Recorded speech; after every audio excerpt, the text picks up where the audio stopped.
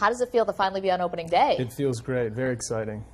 And you guys have been doing a press tour for this that's almost like an epic caravan through the entire North America. Yeah. How grueling has it been, and how excited are people for the movie?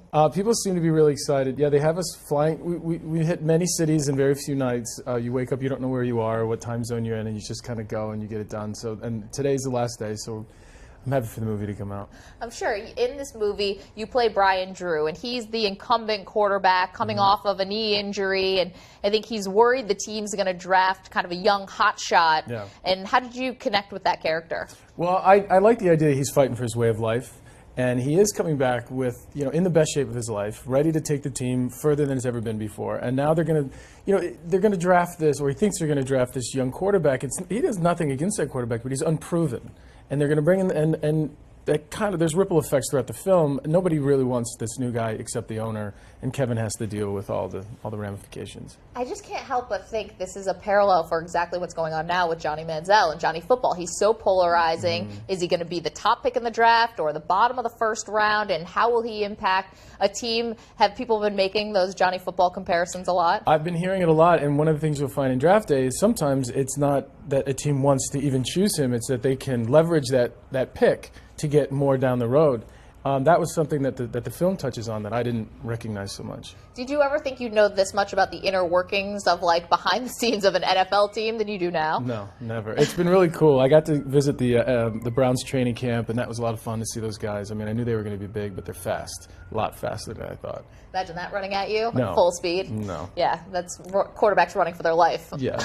I don't want to be on set doing a scene and thinking that there's a guy running at me and has to be blocked, and that's a lot of craziness. I mean, but you're not a stranger to doing roles that are, really physically taxing. You were Superman for 10 years on Smallville. How does it compare doing something like that where you have to be in buff shape, be jacked up like a superhero as opposed to an NFL quarterback? Well, it's fun when you have a stunt double to do the heavy stuff. A lot of these quarterbacks in the NFL don't have stunt doubles.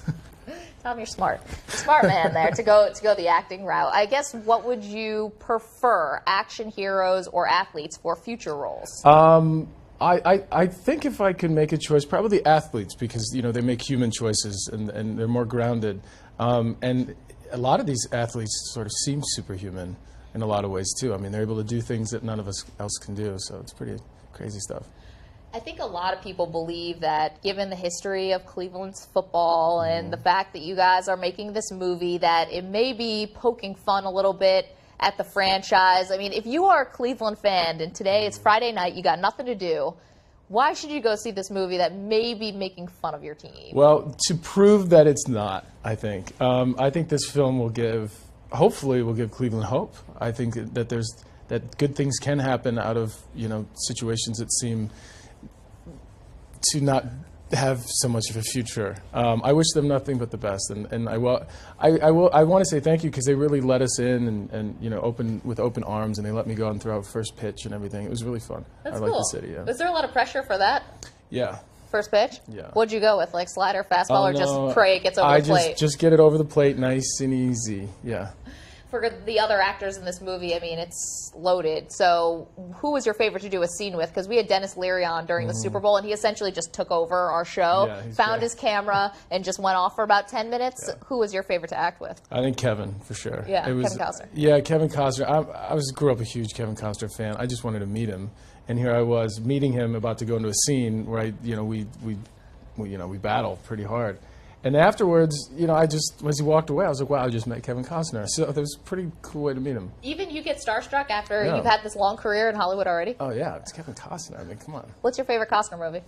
Well, besides Draft Day, it's got to be Bull Durham. I mean, I think that was the first one I remember seeing and really just kind of recognizing. But, there was Open Range, I think, is a movie that, a lot of people haven't seen. And Dances with Wolves, obviously. Won the Oscar. Yeah. For sure. One thing that I noticed he was saying in some of his interviews leading up to the Draft Day release, they were talking about him being in all these iconic sports movies. And he said, really, sports movies shouldn't be that much about sports. Right. And so how does that come to fruition in Draft Day? It's true. It's a girl-guy movie. It's a story about a guy whose his life is falling apart, and he needs to sort of find his own soul and follow his heart in order to overcome the obstacles and get the girl. I mean, that's really what it is.